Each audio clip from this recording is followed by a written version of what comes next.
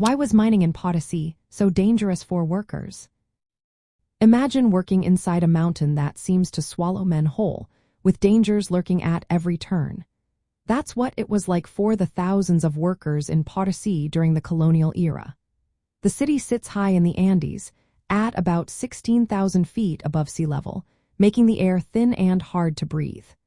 This alone made working underground even more exhausting and risky.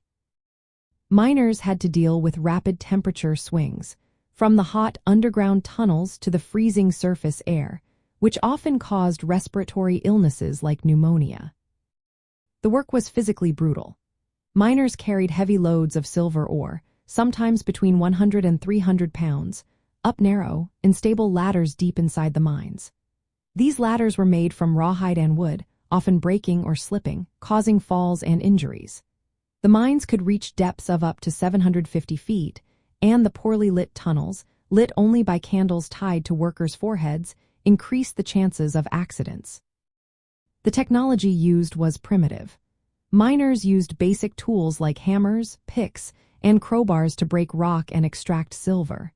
Flooding was a constant threat, and primitive pumps or leather buckets were used to remove water, but they were often ineffective. The unstable ladders and crude infrastructure made every step dangerous. Another major hazard was exposure to mercury.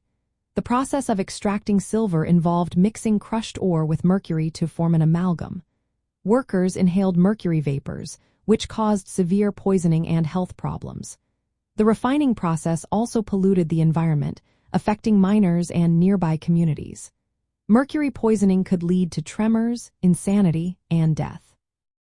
The social system added to the danger. The Mita labor system forced indigenous men to work in the mines under coercion. These workers, called mitayos, faced grueling tasks, often assigned to carry heavy loads or work in the most dangerous parts of the mine. Many died or became permanently disabled.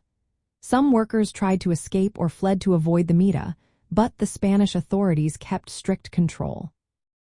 All these factors made mining in Potosi one of the deadliest jobs in Latin America during the colonial period.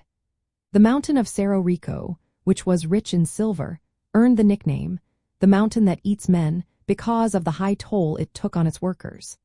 The brutal conditions, forced labor, and toxic environment left a lasting mark on the history of the region, showing how colonial greed often came at a terrible human cost.